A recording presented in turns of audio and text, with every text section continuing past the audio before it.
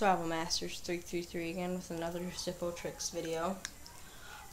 Today we'll be showing the drop spark and another trick that a lot of people know how to do, but I don't know the name of it. So first we'll be showing the drop spark. You want to have your index and your thumb on the case like that. You don't want it to be too close to the hinge. You want to be able to snap it out. Get your hand in there, your thumb or your middle finger. There we go. Can't get the light there. Just put fluid in it for the video. There we go. So just show it again.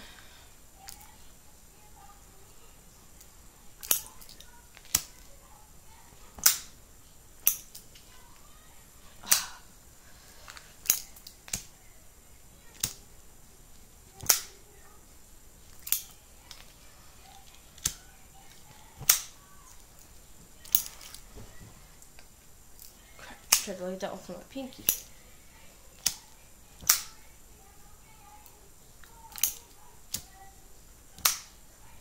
So just to go over it again, snap it down, light it with your ring finger.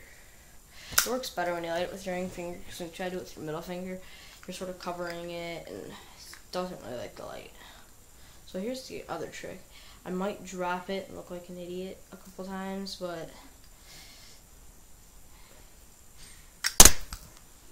like that. So you want to just do that.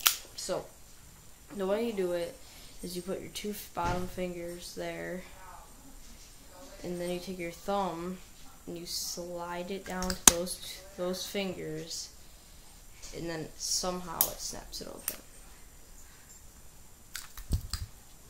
I don't know why. This is just one of my Zippos that I don't have a good grip with.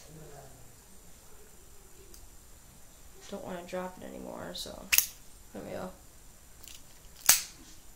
Let's show it from the other side.